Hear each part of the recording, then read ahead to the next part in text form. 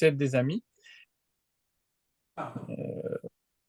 Et j'avais pris position dans une forme et c'est devenu à un moment donné de l'endurcissement. Ce que je voulais signaler, c'est qu'il y avait un orgueil aussi qui nous flatte. Euh, et en cela, on laisse vraiment une porte ouverte à l'adversaire et c'est très dangereux. Parce que on se sent juste, on se sent fort, mais tout ça, c'est faux et c'est vraiment quelque chose de très délétère.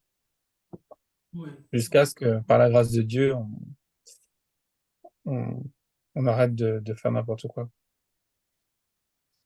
Mm. C'est incroyable, hein, comme le cœur est une éponge finalement. Hein. Mm, mm. C'est une éponge et de temps en temps, il faut essorer l'éponge parce que Oui. sinon sinon c'est pas bon, quoi.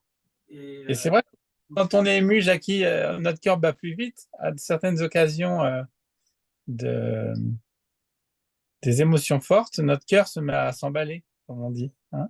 Il y a ouais, une répercussion sur l'organe. ouais, comme si les émotions sont là. Hein, comme si les Oui. émotions sont circonscrites dans l'organe et Mm, que les deux sont liés en fait. Ouais. mm. Et c'est ce passage de Nabal là qui m'a un petit peu éclairé par rapport à la dureté de son cœur physique Mm. et qui correspondait à une dureté de son cœur spirituel, son âme, de son Mm. âme. Et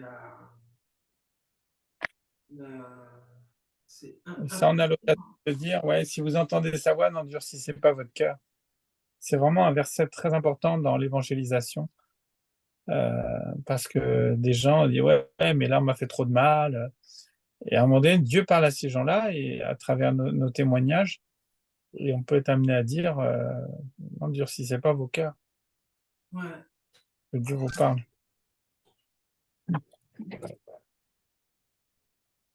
ouais. Mais c'est ça, je me rends compte à quel point c'est un travail, comment dirais-je, permanent. C'est un travail permanent parce que on a une nature pécheresse au départ. Hein. Alors c'est vrai qu'il faut se voir mort au péché, euh, mais le péché crée des mauvais plis. Mm, Voilà, le mm. péché crée des mauvais plis et parfois le Seigneur est obligé de retirer ces mauvais plis. Euh, et ça me rappelle aussi dans Apocalypse où il est dit à un moment donné que la 12 arbres, je crois que c'est ça, hein, 12 arbres vont servir à donner des fruits en leur saison.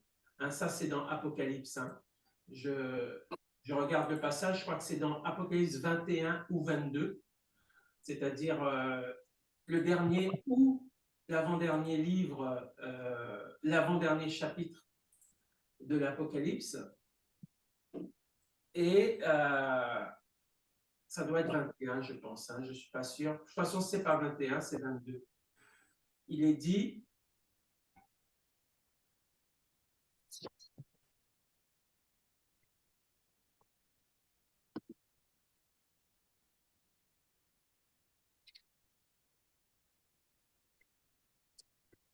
alors attends, c'est où?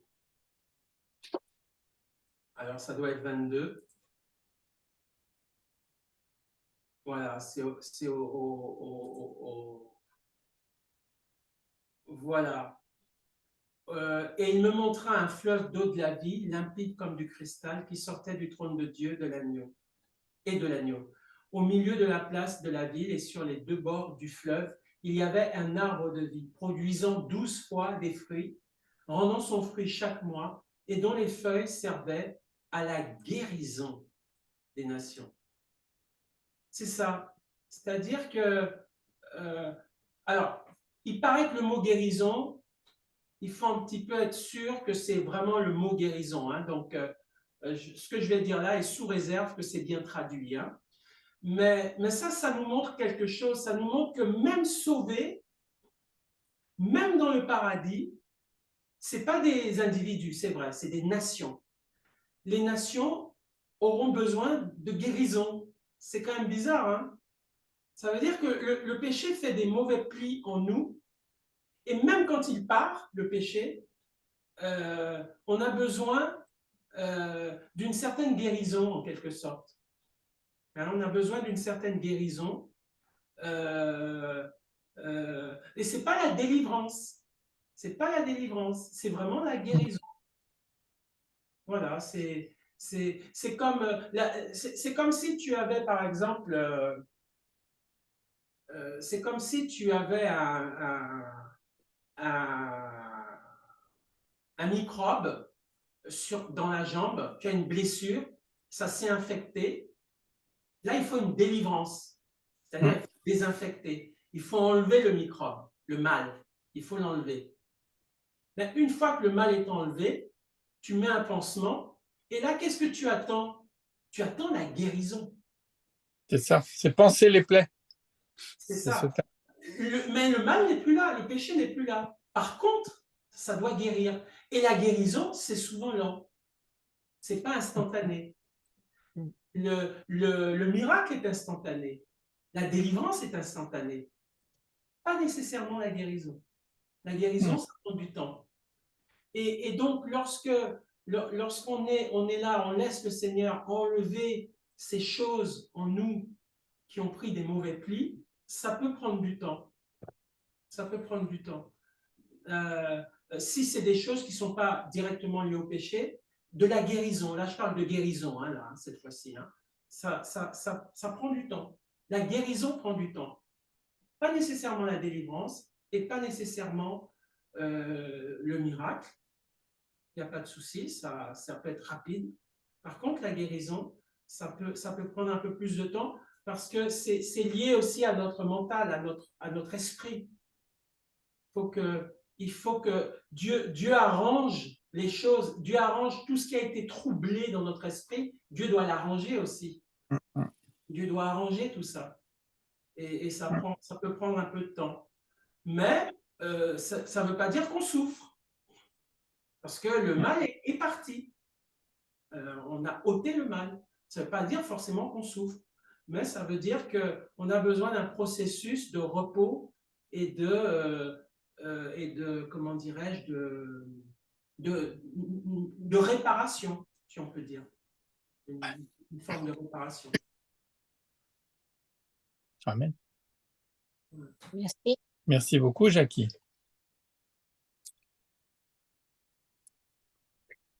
Maintenant, voilà, c'est juste une impression hein, que j'ai eue, que j'ai voulu formuler. Oui, Vous avez d'autres choses à... oui, c'est vrai que ça rejoint que notre cœur, le mal n'est plus chronique en nous. Dieu nous a délivrés par son sang précieux. Euh, il répand l'amour dans nos cœurs, mais néanmoins, il y a des progrès à faire jour après jour. Et c'est à sa gloire, en fait. Parce qu'il faut qu'on comprenne que c'est lui, jour après jour, qui peut faire et continuer de le faire.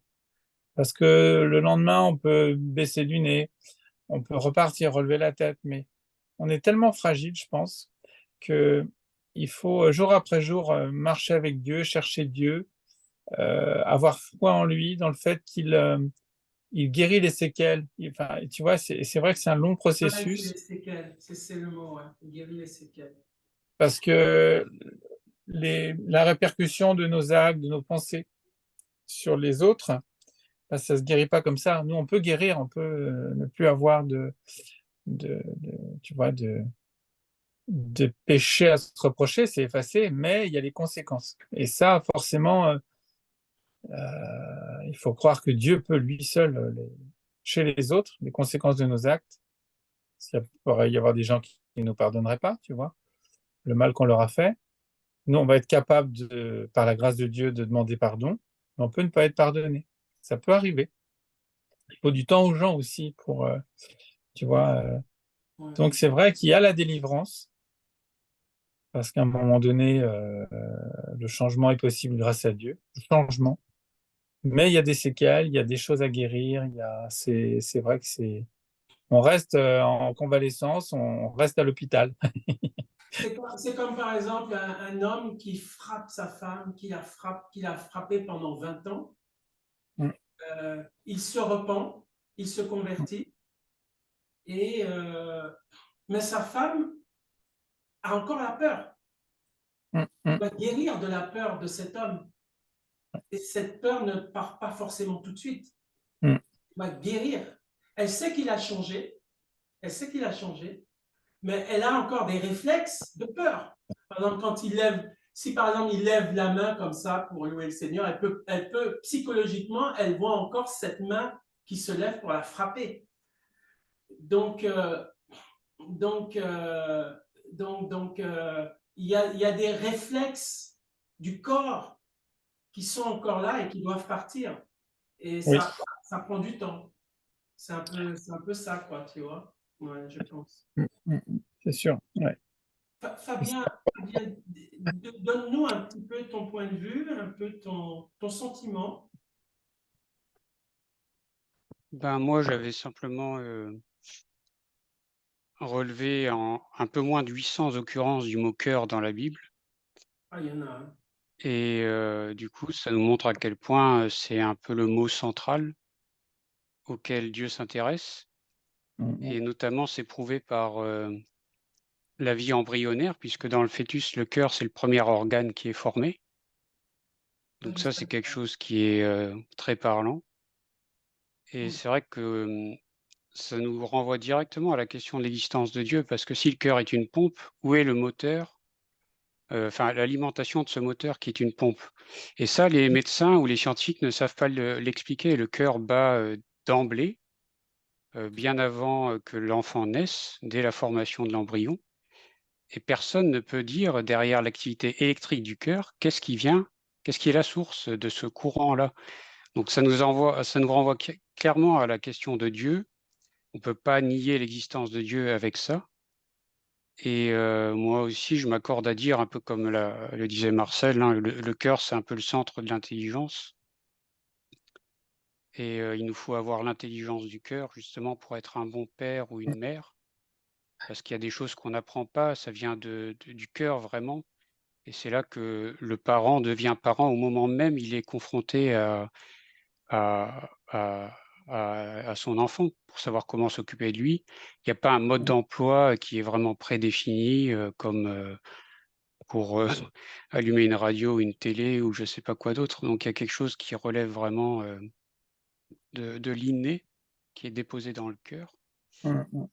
Et du coup, ce cœur dur, hein, dont on parle comme une pierre, ça vient se fracasser contre une autre pierre, alors que le cœur tendre, lui, il va permettre le rebond ou le ricochet. C'est Amen. pour ça qu'on peut dévier ce qui vient essayer de frapper à notre cœur tendre, parce que ça va rebondir. Mm, Et le cœur tendre que veut Dieu, c'est un peu comme nous, quand on veut savourer une viande, un bon steak bien tendre, c'est ça qu'on veut, on le savoure à ce moment-là, parce que c'est bien tendre Avec des dans, frites. dans la bouche. Mais on le mange, Et, et, le cœur, non? et le cœur, vous savez j'ai regardé vite fait, il y a un anagramme très intéressant, c'est le mot écrou. Ah, Et du coup, quand on parle d'écrouer quelqu'un, c'est-à-dire de le mettre en prison, on retrouve cette notion de pénitence, comme le pénitencier est lui-même une prison ou une maison de correction anciennement. On se souvient des westerns où il parlait de pénitencier. Et tout l'enjeu pour nous, finalement, c'est de ne pas rejeter le rejeton qui est la nouvelle pousse, la semence de la femme, le fils, le rejeton d'Isaïe. Donc le but pour nous, quand on vient à la foi, c'est justement de ne pas rejeter le rejeton. Parce que le mm, mm. rejeton, c'est la semence qui est jetée à terre, qui va elle-même donner un nouvel arbre et du fruit. Et j'aimais bien ce côté-là entre rejeton et rejeté. Et pour juste terminer avec la sédimentation dont parlait Marcel, le millefeuille qui s'accumule avec des mauvaises choses, et ben, moi j'ai pensé à la sédimentation qui est en fait la dégradation des matières organiques qui sont contenues dans certaines roches. J'ai trouvé la définition là à l'instant. Et ces roches sont appelées des roches mères. Et c'est là où Dieu veut accéder justement à la roche mère de notre cœur. Et tout le dépôt des matières organiques, c'est-à-dire la chair qu'on fait mourir au fur et à mesure de notre croissance, ça devient l'or noir qui est le pétrole. C'est le parallèle que j'ai trouvé intéressant. Amen. Tout ça, ça m'est venu en même temps que Marcel disait. Toutes ces choses, j'ai eu toutes ces images en même temps qui sont arrivées. Amen. Amen. Et personnellement, l'expérience que j'ai moi aussi de la circoncision du cœur, je l'ai vécue à plusieurs reprises. Il y a d'abord au moment de ma conversion, avec tous les combats que j'ai eus, parce que j'avais démasqué en fait l'adversaire derrière certaines situations. Donc mon cœur a été vivement remué au point où j'avais donc consulté un cardiologue à l'époque de ma visite médicale d'embauche parce que le cœur, elle s'inquiétait justement de mon état parce que j'avais peu de sommeil durant la nuit, parce que j'étais tourmenté, donc c'était assez difficile. Et il y a une autre fois où j'ai ressenti aussi, c'était plus longtemps après, c'était d'ailleurs ici dans mon logement actuel. J'étais couché dans mon lit et j'avais une profonde tristesse par rapport à ma situation sur un sujet très précis. Et je pleurais vraiment, mais comment dirais-je, c'est quelque chose de tellement particulier, ça n'arrive pas souvent de pleurer comme ça. C'est vraiment une détresse très profonde où le cœur, il y a quelque chose qui se passe à l'intérieur. Et je sais que j'ai senti la consolation de Dieu ce soir-là venir dans mon cœur et c'était vraiment physique. C'était quelque chose de très concret. Et là, je me suis dit, bah, vraiment, Dieu est là quand on est vraiment triste, dans une tristesse qui relève de la tristesse presque du Saint-Esprit. Là, Dieu, il apporte vraiment sa consolation. Mm. Voilà. Amen. Merci, merci. Et ce pétrole liquéfié là, c'est positif ou c'est négatif? Je ne peux pas dire, je ne sais pas. Bah, on en C'est fait un négatif. carburant en soi, donc je me dis que quelque part, si on voit tout ce qui est organique, charnel quelque part, qui s'est décomposé, c'est pour justement faire de ce pétrole un or noir qui va être le carburant du véhicule terrestre dans lequel on est, quoi. Mm, mm. Par contre, il ne faut pas que ce soit un or dur, Non, ni un or dur, ni une ordure d'ailleurs. Parce que Après, l'or, ça dure. Hein. Pas toujours.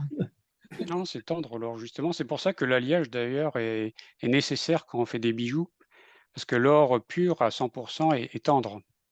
Oui, Ouais, c'est vrai. il s'abîme. ah Enfin, oui, il peut se défendre. tu veux dire que l'or pur n'est pas dur? Non, il est tendre. Il est trop tendre, sinon. C'est pour ça que tous les bijoux, tout ce qui est fait d'or, ne peut pas être d'or pur à 100%.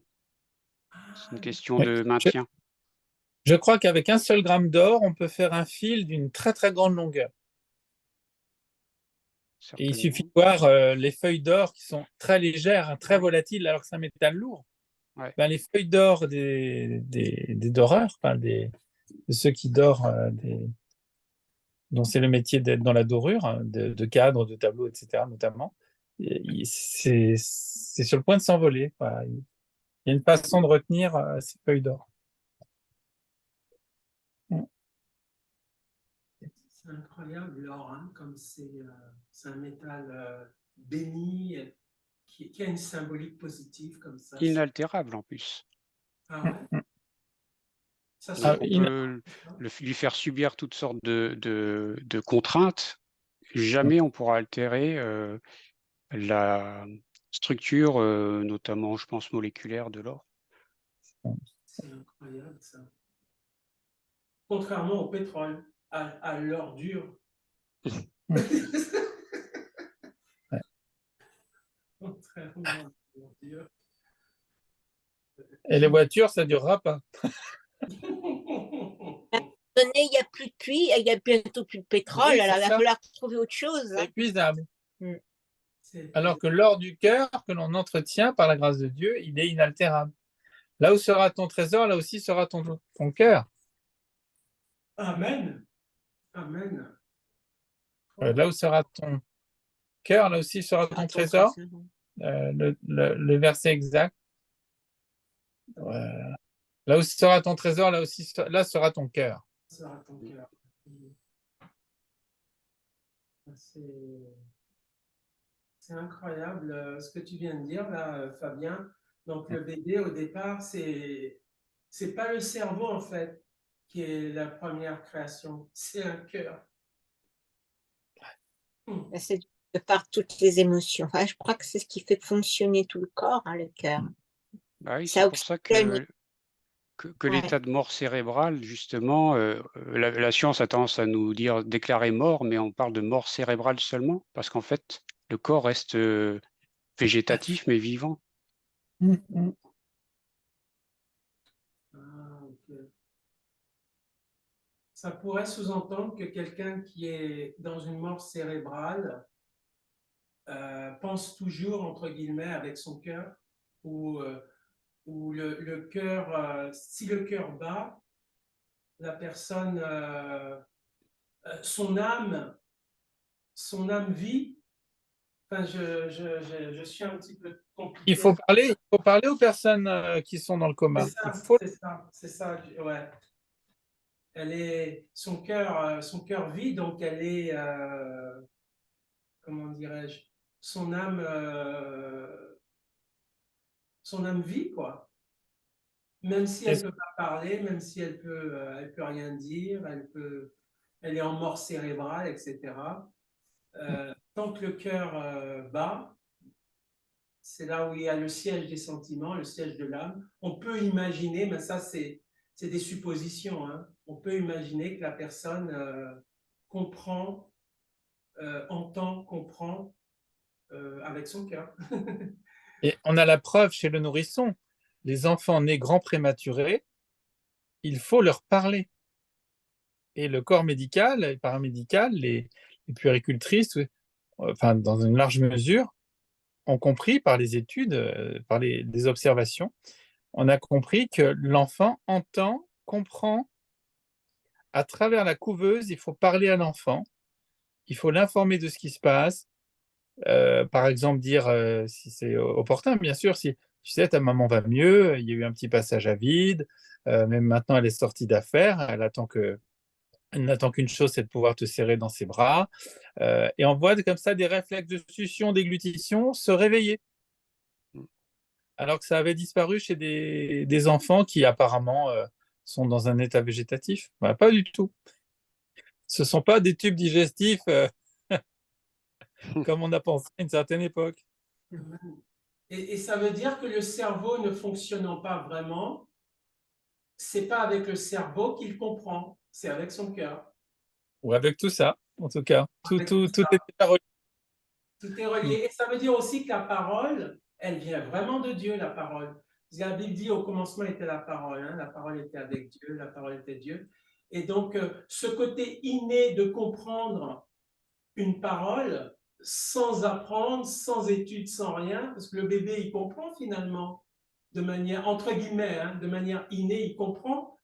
Oui, Donc, il y a une compréhension. il y a une forme de compréhension qui renvoie au fait que la parole, c'est quelque chose qui est au-dessus de l'humain finalement. Ouais. C'est quelque chose de miraculeux qui vient de Dieu, la parole. Et Et on que, a constaté aussi que dans cette période, c'est dans un documentaire diffusé l'autre soir, qui s'appelle Les 1000 premiers jours. Et il y avait le neuropédiatre Boris Cyrulnik qui était là, entre autres, avec d'autres professionnels de la petite enfance. Et une dame disait, une dame peut-être de son équipe, enfin spécialisée dans tout ça, les enfants à qui on ne répond pas quand ils sollicitent la présence ou une réaction de l'adulte quand ils pleurent, si on ne le prend pas suffisamment dans les bras, si on ne le console pas, le tout petit bébé, on risque de renforcer le manque d'empathie à l'âge adulte. Enfin, ça peut avoir pour conséquence chez ces individus-là une moindre disposition à l'empathie pour les autres. Et l'effet de rebond, l'effet de conséquence. Ouais, Incroyable. ça renvoie complètement au commandement de Dieu. Aime ton prochain comme toi-même. Mm. C'est en plein là-dedans. On est vraiment impacté par ce qu'on peut faire ou vivre ou subir. Et Mm. on le renverra à l'autre qui est en face de nous à un moment donné ou à un autre. Mm. Et ça me rappelle une histoire que m'a racontée récemment mon frère, une histoire vraie. C'est l'histoire d'un enfant qui, en bas âge, je crois encore, et il avait tendance à se taper la tête contre le mur. Et les parents ne savaient pas quoi faire. Ils se tapaient la tête contre le mur. Et ils n'avaient aucune explication, jusqu'au jour où ils ont rencontré un médecin suffisamment doué qui a compris le problème et il a posé des questions aux parents pour savoir ce qu'il y avait eu dans la famille. Et il y avait en fait eu une histoire dans le passé avec une énorme culpabilité. Cette culpabilité a été transmise à l'enfant et c'est pour ça qu'il se tapait la tête contre le mur. Et le médecin en question, il a pris l'enfant, il l'a regardé droit dans les yeux et il lui a dit: «Tu n'es pas responsable». Et du jour au lendemain, l'enfant a arrêté de se taper la tête contre le mur. Amen. Donc la puissance de la parole, c'est quand même quelque chose de curatif, hein. Amen. C'est vrai. C'est fort. Amen.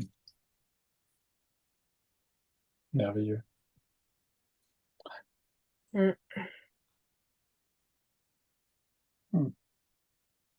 Et Brigitte, qu'est-ce que tu penses de tout ça? Ah ben, je vous écoute et je note, j'ai pris toutes les notes, j'apprends des passages, j'apprends des termes, j'aime beaucoup les termes que vous prononcez, les anagrammes de beaucoup de Fabien qui aime bien les anagrammes, ça c'est beaucoup de cœur. J'aime beaucoup aussi les anagrammes, moi. Amen. J'aime bien les histoires rigolotes, donc j'en aurai encore une pour vous tout à l'heure. Ah ouais. Ton truc, hein. Amen. Non, non, bah, c'est intéressant, bien Oui. sûr. Et les anagrammes, ça souligne aussi la puissance de la parole. Oui. Tu vois, C'est vrai que je suis très sensible à ça, hein, parce qu'il y a beaucoup de codes dans le langage, on ne se rend pas Oui. compte. Et ça signifie toujours quelque chose derrière tout ça. Ouais. Pas juste. Écrou, je me rappelle donc, écrou et cœur. Cœur, ouais.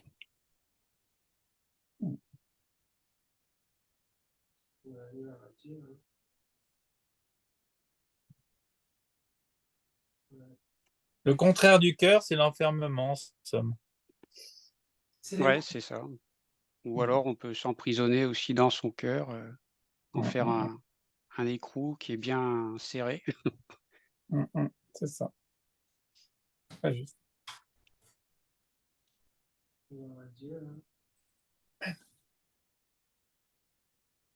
J'apprends beaucoup avec vous, hein. On n'a pas, nous, on va pas à l'église, mais cette petite réunion fait beaucoup de bien, parce qu'on partage la vie de chacun et on exprime des choses qu'on avait un peu perdu de vue, nous, n'en étant pas dans une église. On est un Mais petit peu reclus. Et c'est un peu la vraie église, ça, Brigitte, ce ouais, qu'on fait là, parce que tu n'as pas ce temps de qualité-là, tu ne peux pas le faire dans une assemblée, en fait. c'est vrai. Puis là, on pose des questions, on approfondit, on donne des témoignages. Donc, tout ça, c'est positif, hein, ça, c'est sûr. Amen. On s'exhorte mutuellement. Ben, c'est ça. Ouais, ça fait du Et bien. on se voit entre nous, je trouve ça, c'est bien. On Ouais. est le vrai côté des choses. Au fait, Ah, ça fortifie pour la semaine. c'est Et on ça, se fortifie. Ouais.